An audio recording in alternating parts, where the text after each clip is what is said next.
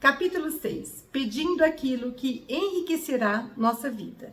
Já cobrimos nesse ponto os primeiros 3 componentes da comunicação não violenta, que abordam o que estamos observando, sentindo e necessitando. Aprendemos a fazer isso sem criticar, analisar, culpar ou diagnosticar os outros, e de uma maneira mais provável de inspirar compaixão. O quarto e último componente desse processo aborda a questão do que gostaríamos de pedir aos outros para enriquecer nossa vida. Quando nossas necessidades não estão sendo atendidas, depois de expressarmos o que estamos observando, sentindo e precisando, fazemos então um pedido específico. Pedimos que sejam feitas ações que possam satisfazer nossas necessidades. Como podemos expressar nossos pedidos de modo que os outros estejam mais dispostos a responder compassivamente às nossas necessidades? Usando uma linguagem de ações positivas. Use uma linguagem positiva ao fazer pedidos. Em primeiro lugar, devemos expressar o que estamos pedindo e não o que não estamos pedindo. Como é que você faz um não faça? Diz um verso de canção infantil de minha colega Ruth Beber-Niemeyer. Tudo o que sei é que sinto não vou quando me dizem não faça. Essa letra de música revela 2 problemas comumente encontrados quando pedidos são formulados de forma negativa. As pessoas costumam ficar confusas quando ao que está realmente sendo pedido, e além disso, solicitações negativas provavelmente provocarão resistências. Num seminário, uma mulher frustrada porque o marido estava passando tempo demais no trabalho descreveu como seu pedido tinha se voltado contra ela. Pedi que ele não passasse tanto tempo no trabalho. 3 semanas depois, ele reagiu anunciando que havia se inscrito num torneio de golfe. Ela havia comunicado a ele com sucesso o que ela não queria, que ele passasse tanto tempo no trabalho, mas tinha deixado de pedir o que ela realmente queria. Solicitada a reformular seu pedido, ela pensou por um minuto e disse: eu queria ter lhe dito que desejava que ele passasse pelo menos uma noite por semana em casa com as crianças e comigo. Durante a guerra do Vietnã, pediram-me que a debatesse na televisão com um homem cujas opiniões eram diferentes das minhas. O programa foi gravado em videotape, de modo que eu pudesse assisti-lo em casa naquela noite. Quando me vi na tela, me comunicando de maneira que não gostaria de estar me comunicando, fiquei muito chateada. Eu disse para mim mesmo, se alguma vez eu participar de outra discussão, estou determinado a não fazer o que fiz naquele programa. Não serei defensivo, não deixarei que ele me faça de bobo. Observe como falei para mim mesmo do que eu não queria fazer em vez do que eu queria fazer. Uma chance de me redimir apareceu logo na semana seguinte, quando fui convidada a continuar o debate no mesmo programa. Por todo o trajeto, até o estúdio, repeti para mim mesmo todas as coisas que eu não queria fazer. Assim que o programa teve início, o homem começou a falar exatamente da mesma maneira que falaram na semana anterior. Durante uns 10 segundos depois que ele terminara de falar, consegui não me comunicar de maneira que estava me lembrando de não fazer. De fato, eu não disse nada, simplesmente fiquei sentado lá. Assim que abri minha boca, porém, as palavras começaram a sair de todas as maneiras que eu estivera tão determinada a evitar. Foi uma lição dolorosa sobre o que pode acontecer quando identifico somente o que eu não quero fazer, sem esclarecer o que eu quero fazer. Gente, olha que importante que é isso. Certa vez, fui convidada a trabalhar com alguns estudantes secundários que sofriam uma longa lista de agravos do diretor. Eles o consideravam racista e procuravam maneiras de se desforrar. Um pastor que trabalhava em contato estreito com os jovens, ficou profundamente preocupado com a possibilidade de haver violência. Em respeito ao pastor, os estudantes concordaram em se reunir comigo.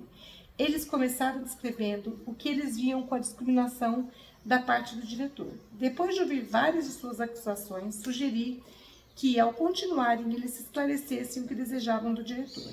O que adiantaria isso? Zombou um aluno contrariado.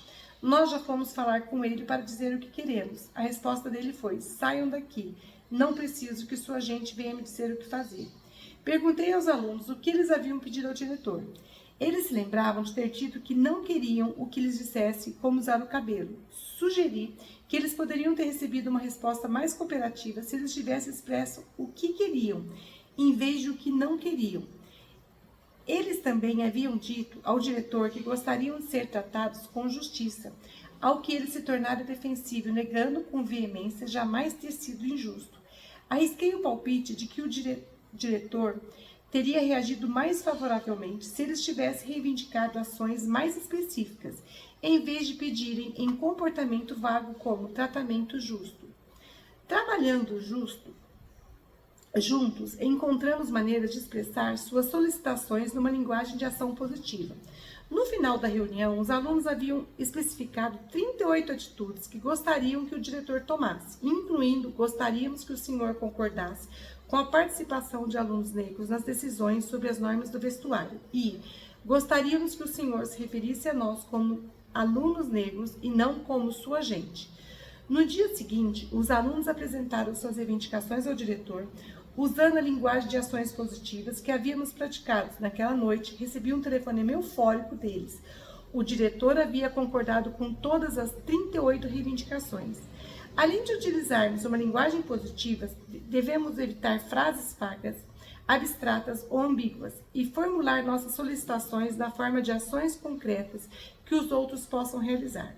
Uma tira de quadrinhos mostra um homem que havia caído no lago. Enquanto ele lutava para nadar, grita para a cadela na margem: Lessie, vá procurar ajuda. No quadrinho seguinte, a cadela está deitada no divã de um psicanalista. Todos sabemos quando as opiniões variam sobre o que constitui ajuda. Alguns membros de minha família, quando lhes peço para ajudar na lavagem dos pratos, pensam que ajuda significa supervisão. Formular pedidos em linguagem clara, positiva e de ações concretas revela o que realmente queremos. Um casal com problemas que compareceu a um seminário dá outro exemplo de quanto a linguagem específica pode atrapalhar a compreensão e comunicação. Quero que você me deixe ser eu mesma. A mulher declara ao marido. Mas eu deixo, ele responde. Não, você não deixa, ela insiste. Solicitada a se expressar na linguagem de ações positivas, a mulher diz: quero que você me dê a liberdade de crescer e de ser eu mesma. Uma frase dessas, porém, é tão vaga e propensa a provocar uma resposta defensiva quanto a anterior. Ela se esforçou para formular a sua solicitação com clareza, e então admitiu: isso é meio esquisito, mas se for para eu ser precisa, acho que o que eu quero é que você sorria e diga que tudo o que eu faço está bem. É comum que o uso da linguagem vaga e abstrata mascare esse tipo de jogo interpessoal de opressão. Uma falta de clareza semelhante aconteceu entre pai e filho de 15 anos quando vieram se aconselhar comigo. Tudo o que eu quero é que você comece a demonstrar um pouco de responsabilidade, alegou o pai. É pedir demais? Sugeri que especificasse o que o filho precisaria fazer para demonstrar a responsabilidade que ele queria. Depois de uma discussão sobre como tornar mais clara a sua solicitação, o pai respondeu envergonhado: bem, isso não soa muito bem, mas quando digo que quero responsabilidade, o que quero mesmo dizer é que desejo que ele faça o que digo sem questionar, que pule quando eu disser para pular e que faça isso sorrindo. Ele então concordou comigo que se o filho se comportasse daquela maneira, estaria demonstrando obediência e não responsabilidade. Uma linguagem vaga favorece a confusão interna. Assim como esse pai, muitas vezes usamos uma linguagem vaga e abstrata para indicar como queremos que as outras pessoas se sintam ou sejam, sem especificar uma ação concreta que os outros possam fazer para alcançar aquele estado. Por exemplo, um patrão faz um esforço sincero para obter um retorno dizendo aos empregados: quero que vocês se sintam livres para se expressarem em minha presença. Essa afirmação comunica o desejo do patrão de que os empregados se sintam livres, mas não o que eles poderiam fazer para se sentirem dessa forma. Em vez disso, o patrão poderia utilizar a linguagem de ações positivas para fazer sua solicitação. Gostaria que vocês me dissessem o que posso fazer para facilitar a vocês que se sintam mais livres para se expressarem em minha presença. A depressão é a recompensa que ganhamos por sermos bons. Enfim, para ilustrar como o uso de uma linguagem vaga favorece a confusão interna, gostaria de apresentar uma conversa que eu invariavelmente tinha em meu trabalho como psicólogo clínico, como muitos pacientes que vinham me procurar se queixando de depressão. Depois de eu mostrar empatia com a profundidade dos sentimentos que o paciente tinha acabado de expressar, nossos diálogos costumavam continuar da seguinte maneira: Assim, ó, gente, esse aqui não dá para ler no PDF, tem que ler no livro também esse diálogo. O que está querendo e não está obtendo? Não sei o que quero. Achei que você fosse dizer isso. Por quê?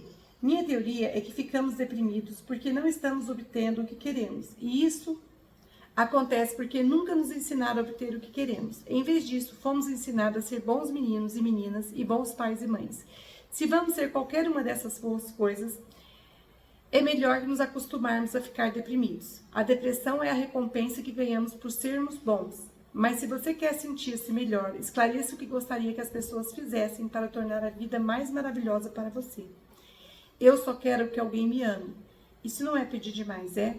É um bom começo. Agora eu gostaria que você esclarecesse o que você gostaria que as pessoas fizessem para satisfazer sua necessidade de ser amado. Por exemplo, o que eu poderia fazer nesse momento?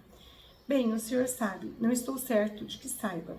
Gostaria que você me dissesse o que gostaria que eu ou os outros fizessem para lhe dar o amor que você procura. Isso é difícil. Sim, pode ser difícil formular solicitações claras, mas pense em quanto será difícil para os outros responder a nossa solicitação se nós mesmos não temos clareza quanto ao que queremos. Estou começando a tornar mais claro o que desejo que os outros façam para atender a minha necessidade de amor, mas é constrangedor. Sim, frequentemente é constrangedor. Então, o que você gostaria que eu ou os outros fizéssemos? Se for para realmente refletir sobre o que eu estou pedindo quando peço para ser amado, acho que quero que adivinhe o que eu quero antes mesmo que eu tome consciência do meu desejo. E então quero que ele deseje. Nossa! E então quero que ele seja sempre realizado. Estou grato por sua clareza. Espero que agora você possa compreender que não é provável que você encontre alguém que possa atender sua necessidade de amor, se isso é o que a pessoa precisa saber fazer. Muitas vezes, meus clientes puderam ver como a falta de consciência sobre o que desejavam dos outros havia contribuído significativamente para suas frustrações e depressão. Fazendo pedidos conscientemente. Às vezes podemos ser capazes de formular um pedido claro sem colocá-lo em palavras. Suponha que você esteja na cozinha e sua irmã que está assistindo a televisão na sala grite: estou com sede. Nesse caso, talvez seja óbvio que ela está pedindo que você lhe traga um copo de água da cozinha. Pode não ficar claro para o ouvinte o que queremos que ele faça, quando simplesmente expressamos nossos sentimentos. Entretanto, em outras ocasiões, podemos expressar nosso desconforto e presumir erroneamente que o ouvinte compreendeu nosso pedido subjacente. Por exemplo, uma mulher poderia dizer ao marido: estou aborrecida porque você se esqueceu da manteiga e das cebolas que lhe pedi que comprasse para o jantar.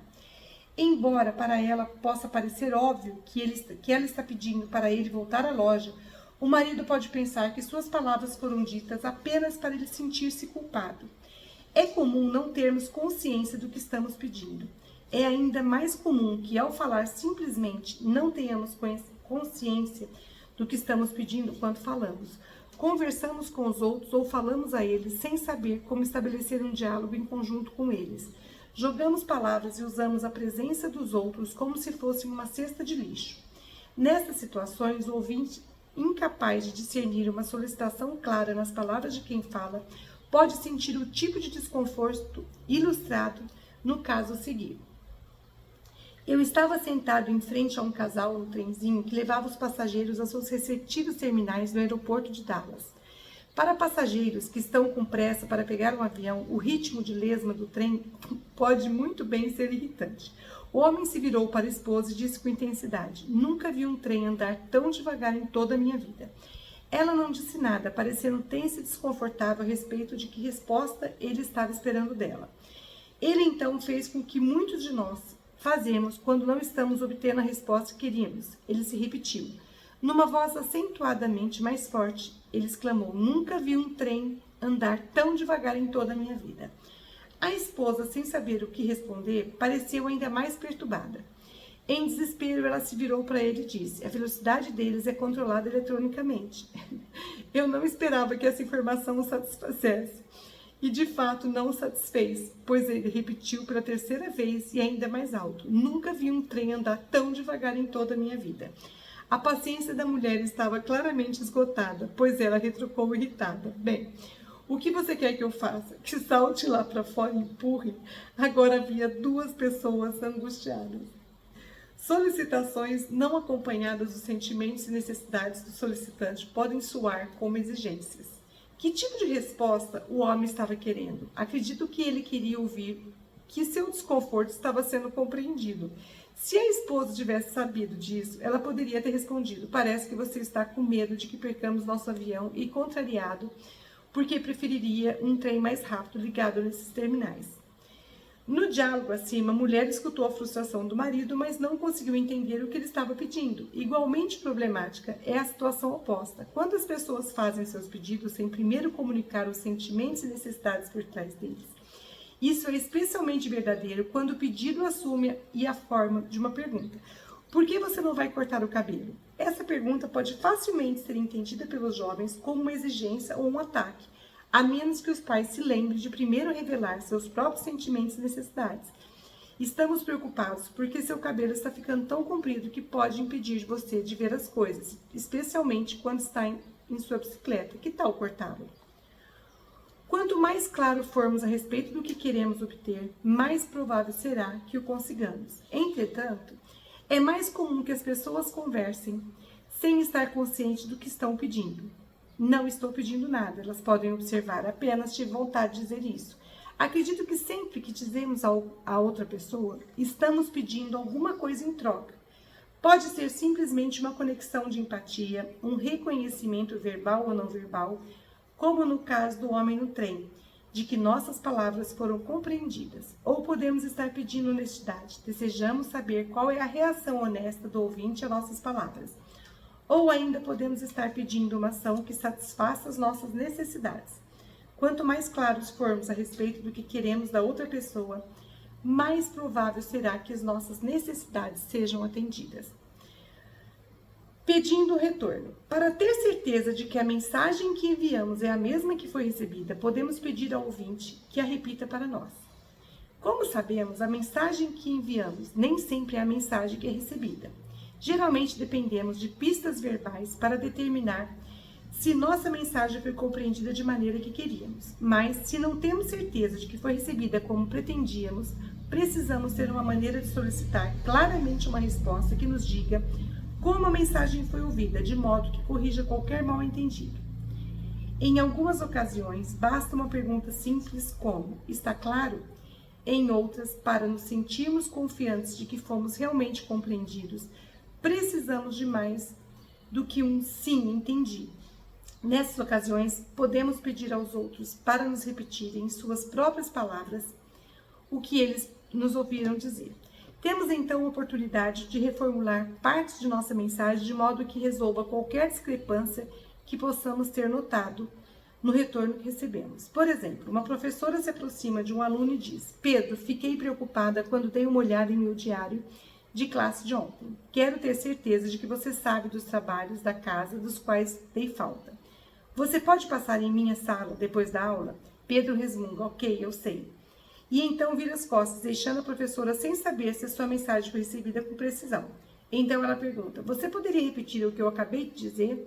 Pedro então responde: a senhora disse que eu tenho de perder o futebol e ficar depois da aula porque a senhora não gostou do meu dever de casa.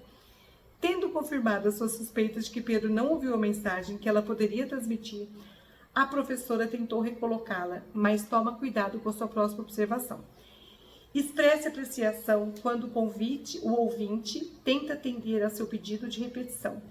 Uma afirmativa como: você não me ouviu direito, não foi isso que eu disse, ou você está me interpretando mal, pode facilmente fazer Pedro pensar que está sendo repreendido. Já que a professora percebe que Pedro respondeu sinceramente ao pedido de retorno, ela pode dizer: muito obrigada por me dizer o que você escutou, mas vejo que não consegui ser tão clara quanto gostaria. Então, deixe-me tentar de novo. Demonstre empatia com um ouvinte que não queira atender seu pedido. Quando começamos a pedir aos outros para repetir o que nos ouviram dizer, isso pode parecer esquisito, porque tais pedidos raramente são feitos. Quando enfatizo a importância de nossa capacidade de reformular esses pedidos, é comum que as pessoas expressem reservas. elas ficam preocupadas com reações como: o que você acha que eu sou, surdo? Ou pare com seus joguinhos psicológicos.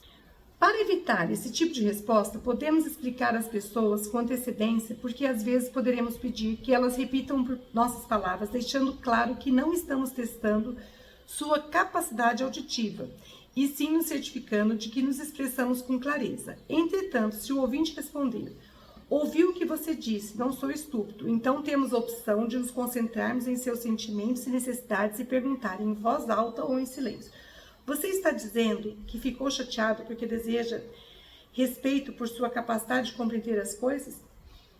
Pedindo honestidade. Depois que nos expressamos abertamente e recebemos a compreensão que desejamos, é comum que fiquemos ansiosos para saber qual a reação da outra pessoa ao que dissemos. Geralmente, a honestidade que gostaríamos de receber toma um de 3 caminhos. Depois de nos expressarmos de forma vulnerável, é comum que queiramos saber: o que o ouvinte está sentindo. Às vezes gostaríamos de saber quais os sentimentos que foram estimulados pelo que dissemos e as razões desses sentimentos. Poderíamos perguntar isso dessa maneira: gostaria que você me dissesse como se sente a respeito do que acabei de falar em suas razões para sentir-se assim.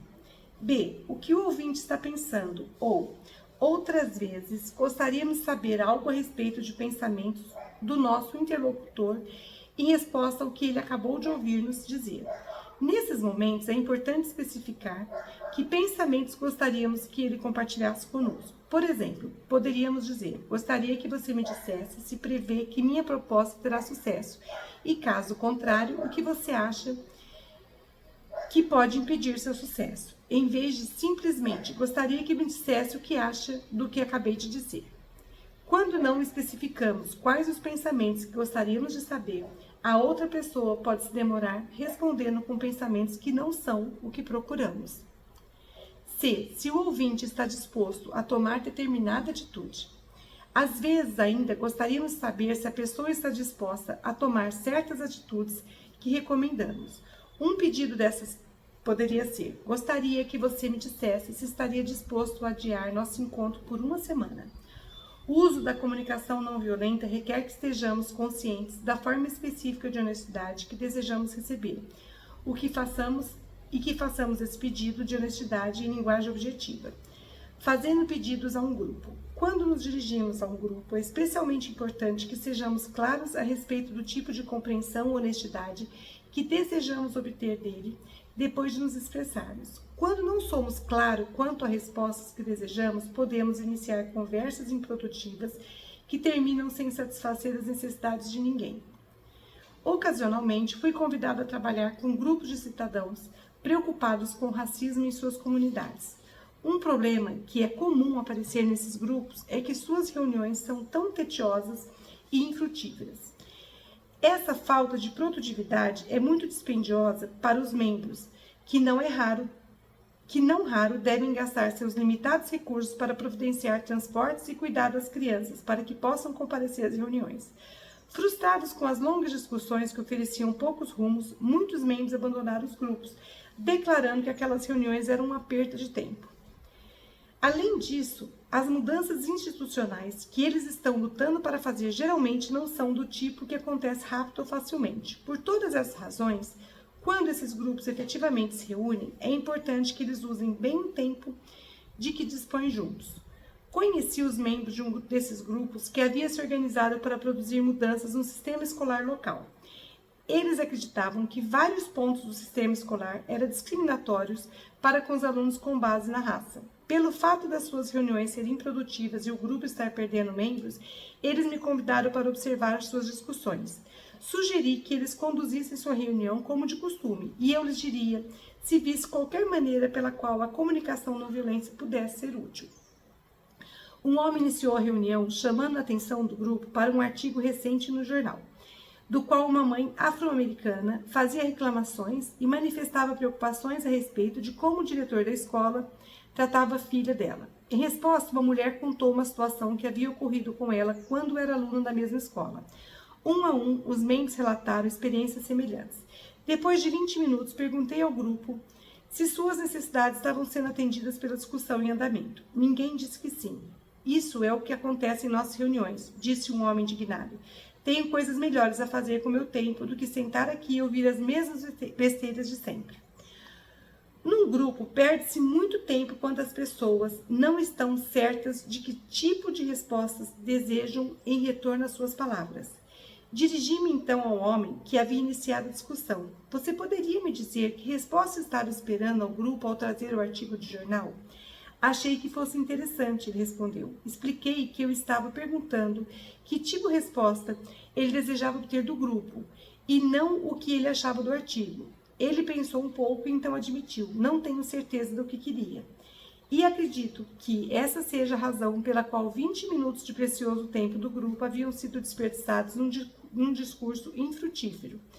Quando nos dirigimos a um grupo sem dizermos claramente o que desejamos, em resposta, é comum que se sigam discussões improdutivas. Entretanto, se apenas um membro do grupo tiver consciência da importância de se solicitar claramente a resposta desejada, essa pessoa pode estender sua consciência para todo o grupo. Por exemplo, quando aquele homem especial não definiu sua resposta desejada, um membro do grupo poderia ter dito: estou confuso sobre como você deseja que responda a sua história. Você estaria disposto a dizer qual resposta deseja de nós? Intervenções como essas poderiam evitar o desperdício do precioso tempo do grupo. As conversas frequentemente se arrastam indefinidamente, sem satisfazer as necessidades de ninguém, porque não está claro se quem iniciou a conversa obteve ou não o que queria. Na Índia, quando as pessoas recebem a resposta que desejavam, em conversas que elas mesmas iniciaram, elas dizem, bas. Isso significa, você não precisa dizer mais nada. Estou satisfeito e já estou pronto para passar para o outro assunto. Embora não tenhamos uma palavra como essa em nosso idioma, ainda podemos nos beneficiar de desenvolver e promover a consciência do bas em todas as nossas interações. Pedidos versus exigências. Quando outra pessoa ouve de nós uma exigência, ela vê duas opções, submeter-se ou rebelar-se. Pedidos são recebidos como exigências quando os outros acreditam que serão culpados ou punidos se não os atenderem. Quando as pessoas nos ouvem fazer uma exigência, elas enxergam apenas duas opções, submissão ou rebelião. Em ambos os casos, a pessoa que faz o pedido é percebida como coercitiva e a capacidade do ouvinte de responder compassivamente ao pedido é diminuída. Como saber se uma exigência ou um pedido? Observe o que quem pediu fará se a sua solicitação não for atendida. Quanto mais tivermos culpado, punido ou acusado os outros quando não atenderam a nossas solicitações do passado, maior será a probabilidade de que nossos pedidos sejam agora entendidos como exigências. Também pagamos pelo uso dessas táticas pelos outros. Quanto mais as pessoas que fazem parte de nossa vida tiverem sido acusadas, punidas ou forçadas a sentirem culpadas por não fazerem o que os outros pediram, mais provavelmente elas levarão essa bagagem a todo relacionamento posterior e ouvirão de cada solicitação uma exigência. É uma exigência de quem fez a solicitação crítica ou julga outra pessoa em seguida. Vejamos duas variações de uma mesma situação. José diz à sua amiga Maria: estou me sentindo solitário e gostaria que você saísse comigo essa noite. Isso é um pedido ou uma exigência? A resposta é que não saberemos até observarmos como José tratará Maria se ela não concordar. Suponha que ela responda: José, estou muito cansada. Se você quer ter companhia, que tal encontrar outra pessoa para sair com você essa noite? Se José disser: é tão típico de você ser assim egoísta, então a solicitação terá sido, na verdade, uma exigência. Em vez de oferecer sua empatia à necessidade de Maria de descansar, ele a culpou. Agora considere uma segunda cena. Estou me sentindo solitário e gostaria que você saísse comigo essa noite. José, estou muito cansada. Se você quer ter companhia, que tal encontrar outra pessoa para sair com você essa noite? José se vira de costas sem dizer palavra, sentindo que ele está chateado. Alguma coisa está te aborrecendo? Não. Vamos lá, José. Posso sentir que há alguma coisa acontecendo. Qual é o problema? Você sabe quando estou me sentindo solitário. Se você me amasse de verdade, sairia à noite comigo. Também é uma exigência se quem fez a solicitação tenta fazer a outra pessoa sentir-se culpada. Novamente, em vez de oferecer a empatia, José interpreta a resposta de Maria como significando que ela não o ama e por isso o rejeitou. Quanto mais interpretarmos como rejeição o não atendimento de nossas solicitações, mais provável será que nossos pedidos sejam entendidos como exigências. Isso leva a uma profecia que acarreta sua própria concretização, pois quanto mais as pessoas ouvirem exigências, menos elas gostarão de estar perto de nós. Por outro lado, saberíamos que a solicitação de José havia sido verdadeiramente um pedido, e não uma exigência, se sua resposta a Maria tivesse expressado um reconhecimento respeitoso de seus sentimentos e necessidades. Por exemplo, então, Maria, você está se sentindo exausta e precisando de descanso essa noite? É um pedido se a pessoa que pediu oferece, em seguida, sua empatia para com as necessidades da outra pessoa. Nossa, eu achei isso fantástico. Podemos ajudar os outros a acreditarem que estamos pedindo e não exigindo, indicando que somente gostaríamos que a pessoa atendesse ao nosso pedido, se ela puder fazê-lo de sua livre vontade. Assim, poderíamos perguntar, você estaria disposta a pôr a mesa? Em vez de, gostaria que você pusesse a mesa. Entretanto, a maneira mais poderosa de comunicar que estamos fazendo um genuíno pedido é oferecer nossa empatia às pessoas quando elas não atendem ao nosso pedido. Demonstramos que estamos pedindo e não exigindo pela maneira que reagimos quando os outros não nos atendem. Se estivermos preparados para demonstrar uma compreensão empática do que nos impede que a pessoa faça o que pedimos, então, por minha definição, fizemos um pedido e não uma exigência. Escolher pedir em vez de exigir não significa que devamos desistir sempre que alguém disser não à nossa solicitação. Significa que não tentaremos convencer a pessoa antes de oferecermos nossa empatia para com que a está impedindo de dizer sim. Gostei, achei bem interessante isso. Definindo nosso objetivo ao fazer pedidos. Nosso objetivo é um relacionamento baseado na sinceridade e na empatia. Expressar pedidos genuínos também requer uma consciência do nosso objetivo. Se nosso objetivo é apenas mudar as pessoas e seu comportamento ou obter o que queremos, então a comunicação não violenta não é uma ferramenta apropriada. O processo foi desenvolvido para aqueles de nós que gostariam que os outros mudassem e respondessem, mas somente se eles escolherem fazer isso de livre vontade e com compaixão. O objetivo da comunicação não violenta é estabelecer um relacionamento baseado na sinceridade e na empatia.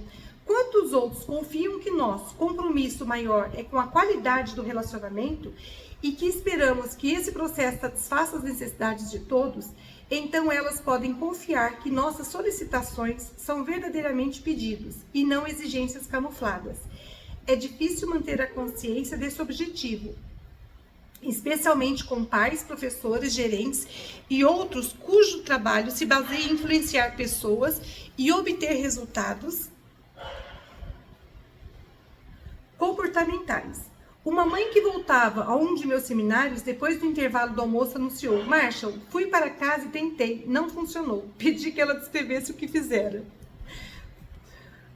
Fui para casa, expressei meus sentimentos e necessidades, exatamente como praticamos. Não fiz críticas, nem julguei meu filho. Eu simplesmente disse: olhe, quando vejo que você não fez as tarefas que disse que faria, fico muito decepcionada. Gostaria de poder chegar em casa e encontrar a casa em ordem e suas tarefas cumpridas. Então, eu fiz um pedido. Disse a ele que gostaria que ele arrumasse suas coisas imediatamente. Parece que você expressou claramente todos os componentes, comentei. O que aconteceu? Ele não arrumou suas coisas. E o que aconteceu depois? Perguntei. Eu disse que ele não poderia passar pela vida sendo tão preguiçoso e irresponsável. Pude ver que aquela mulher ainda não era capaz de distinguir entre expressar pedidos e fazer exigências. Ela ainda estava definindo o processo como bem-sucedido apenas se ela obtivesse o atendimento a seus pedidos. Nossa, e ele explicou pra caramba, né? Ela não entendeu. Durante as fases iniciais do aprendizado desse processo, podemos nos flagrar aplicando os componentes da comunicação não violenta mecanicamente, sem ter consciência do seu propósito subjacente. Às vezes, porém, mesmo quando temos consciência do nosso objetivo e expressamos nosso pedido cuidadosamente, algumas pessoas ainda assim podem ouvir nele uma exigência. Isso é especialmente verdadeiro Quando ocupamos posições de autoridade, estamos falando com pessoas que tiveram experiências passadas com figuras coercitivas de autoridade. Uma vez, o administrador de uma escola secundária me convidou para demonstrar aos professores como a comunicação não violenta poderia ajudá-los a se comunicar com os alunos que não estavam cooperando como eles gostariam. Pediram-me que eu me reunisse com 40 alunos que haviam sido considerados social e emocionalmente desajustados. Fiquei impressionado com a maneira pela qual rótulos como se servem de profecias que acabam acarretando a própria concretização. Se você fosse um estudante rotulado assim, isso não lhe daria com justiça a permissão de se divertir um pouco na escola, resistindo a fazer o que quer que lhe pedissem? Ao rotularmos as pessoas, tendemos a agir com relação a elas de uma forma que contribui para criar o próprio comportamento que nos incomoda, que então percebemos como uma confirmação do nosso próprio diagnóstico. Já que aqueles estudantes sabiam que tinham sido classificados como social e emocionalmente desajustados, não fiquei surpreso quando, ao entrar na sala, vi que a maioria deles estava pendurado na janela, gritando obscenidades para os colegas do pátio abaixo. Comecei fazendo um pedido. Gostaria que todos vocês se aproximassem e sentassem, para que eu possa dizer a vocês quem sou e o que eu gostaria que fizéssemos hoje. Cerca de metade dos estudantes se aproximou. Sem ter certeza de que todos eles haviam me escutado, repeti meu pedido. Com isso, o restante dos estudantes se sentou, com exceção de 2 rapazes, que continuaram pendurados no parapeito. Infelizmente para mim, esses 2 eram os maiores alunos da turma. Com licença, eu disse a eles, um dos senhores poderia me dizer o que vocês me ouviram dizer? Um deles se virou para mim e relinchou. Sim, você disse que nós tínhamos que ir ali e sentar. Pensei comigo mesmo, ele entendeu meu pedido como uma exigência. Eu disse bem alto, Senhor, aprendi a sempre tratar de Senhor pessoas com bícemes como dele, especialmente quando um deles tem uma tatuagem. O Senhor estaria disposto a me dizer como eu poderia tê-lo feito entender o que queria, de modo que isso não soasse como se eu estivesse lhe dando uma ordem? Hein? Tendo sido condicionado a esperar exigências da parte de autoridades, ele não estava acostumado à minha abordagem diferente. Como posso fazê-lo entender o que espero do Senhor, sem que soe como se não me importasse com o que o Senhor gostaria? Repeti. Ele hesitou por um momento e deu de ombros. Eu não sei. O que está acontecendo entre o Senhor e eu nesse momento é um bom exemplo do que eu gostaria que conversássemos hoje. Acredito que as pessoas podem gostar muito mais da companhia uma das outras quando sabem dizer o que querem sem dar ordens aos outros. Quando eu digo ao Senhor do que eu gostaria, não estou dizendo que o Senhor tenha de fazê-lo, sob pena de eu tornar sua vida um inferno. Não sei como dizer isso de maneira que o Senhor possa acreditar. Para meu alívio, isso pareceu fazer sentido para o rapaz, que juntamente com um amigo saltou para se juntar ao grupo. Em certas situações como essa, pode demorar algum tempo antes que nossos pedidos sejam vistos claramente pelo que são. Ao fazermos um pedido, também ajuda se procurarmos em nossa mente pensamentos do tipo demonstrado a seguir, que automaticamente transformam pedidos em exigências. Ele deveria se arrumar sozinho, espera-se que ele faça o que eu peço, eu mereço um aumento, tenho motivos para querer que eles fiquem até mais tarde, tenho direito de ter mais tempo de folga. Quando formulamos nossas necessidades dessa maneira, estamos fadados a julgar os outros quando eles não fazem o que pedimos. Tive esse tipo de pensamento arrogante uma vez quando meu filho mais novo não estava levando o lixo para fora. Quando dividimos as tarefas domésticas, ele concordara com essa tarefa, mas todos os dias era uma luta para colocar o lixo lá fora. Todos os dias eu lembrava a ele, cada um de nós faz a sua parte, com o único objetivo de fazer que ele pusesse o lixo para lá fora. Finalmente, uma noite, escutei mais atentamente o que eles estiveram me dizendo o tempo todo a respeito do motivo pelo qual o lixo não estava sendo posto para fora. Escrevi a canção a seguir, depois da discussão daquela noite. Depois que meu filho pôde sentir minha empatia por sua posição, ele começou a pôr o lixo para fora sem que eu tivesse de lembrá-lo disso. A canção de Brett. Se eu entender claramente que você não quer me dar nenhuma ordem, geralmente responderei a seu chamado. Mas se você vier até mim como um patrão superior e poderoso, você se sentirá como se tivesse chocado com uma parede. E quando você me lembrar de forma tão reverente de todas as coisas que você já fez por mim, será melhor se preparar. Lá vem outro golpe. Aí você pode gritar, pode cuspir, gemer, resmungar, ter um ataque. Nem assim vou levar o lixo para fora. Agora, mesmo que você mude seu jeito, vai demorar um pouco, antes que eu possa perdoar e esquecer, porque para mim, parece que você não me via como outro ser humano, até que eu estivesse de acordo com todos os seus padrões. Ah, eu queria saber o ritmo dessa música.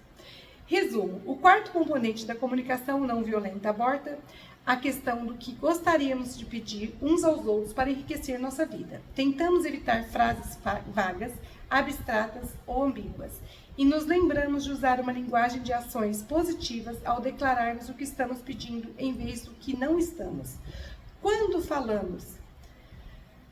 Quanto mais claros formos a respeito do que desejamos obter como retorno, mais provável será que o consigamos. Uma vez que a mensagem que enviamos nem sempre é a mesma que a recebida, precisamos aprender como descobrir se nossa mensagem foi ouvida com precisão, especialmente ao que nos expressarmos para um grupo. Precisamos ser claros quanto à natureza da resposta que desejamos obter. Caso contrário, poderíamos estar iniciando conversas improdutivas que desperdiçam um tempo considerável do grupo. Pedidos são percebidos como exigências quando os ouvintes acreditam que serão culpados ou punidos se não atenderem. Podemos ajudar os outros a confiar em que estamos fazendo um pedido e não uma exigência. Se indicarmos nosso desejo de que eles nos atendam, somente se puderem fazê-lo de livre vontade. O objetivo da comunicação não violenta não é mudar as pessoas e seu comportamento para conseguir o que queremos, mas sim estabelecer relacionamentos baseados em honestidade e empatia, que acabarão atendendo às necessidades de todos. A comunicação não violenta em ação. Expressando receios a respeito do hábito de fumar do melhor amigo. Zeca e Luiz têm sido os melhores amigos um do outro por mais de 30 anos. Zeca, um não fumante, já fez de tudo que podia ao longo desses anos para convencer Luiz a largar o hábito de fumar 2 maços por dia. Um dia, percebendo que durante o último ano a tosse intermitente do amigo vem piorando, Zeca acaba explodindo com toda a energia e vitalidade que estiveram escondidas em sua raiva e seu medo sem poderem ser expressas. Luiz, sei que já falamos sobre isso uma dúzia de vezes, mas escute, estou com medo que seus malditos cigarros acabem matando você. Você é meu melhor amigo e quero que você fique vivo pelo máximo de tempo possível. Por favor, não pense que estou o julgando.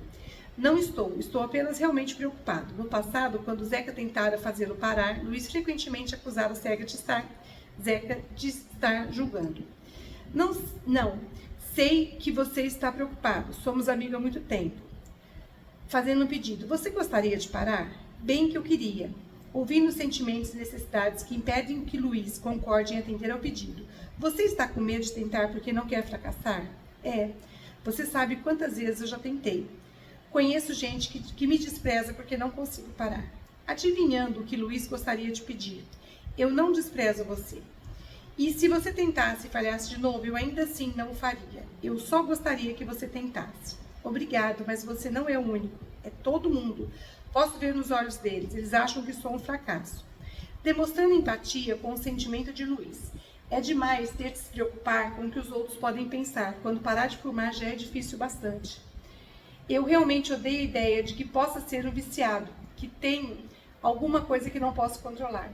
Zeca encara Luiz, a cabeça balança afirmativamente. O interesse e a atenção de Zeca aos sentimentos e necessidades mais profundos do amigo se revelam através dos seus olhos e do silêncio que se segue.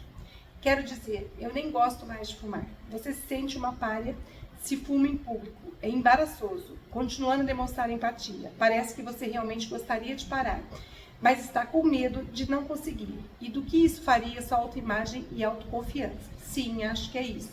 Sabe, acho que nunca falei sobre isso antes. Geralmente, quando as pessoas me dizem para parar de fumar, eu simplesmente as mando para aquele lugar. Gostaria de parar, mas não quero toda essa repressão, toda essa pressão das pessoas. Não quero pressionar você. Não sei se eu poderia aliviar seu medo de não conseguir, mas certamente gostaria de apoiá-lo de todas as formas que puder. Isto é, se você quiser. Sim, eu quero. Estou realmente comovido com a sua preocupação e disposição de ajudar, mas supunha que eu ainda não esteja pronto para tentar. Também está tudo certo para você? É claro, Luiz, vou continuar gostando de você do mesmo jeito, só quero gostar de você por mais tempo. Ai, que triste. Já que o pedido de Zeca era verdadeiramente um pedido e não uma exigência, ele mantém seu compromisso para uma qualidade de relacionamento, independentemente da resposta de Luiz. Ele expressa essa consciência e respeito pela necessidade de autonomia de Luiz através das palavras. Vou continuar gostando de você do mesmo jeito, enquanto expresso sua própria necessidade de gostar de você por mais um tempo. Bem, então talvez eu tente de novo, mas não conte a mais ninguém, ok? Claro, você decide quando está pronto. Não mencionarei isso para ninguém. E aí vem o próximo exercício, 4, que a gente vai fazer junto durante a semana.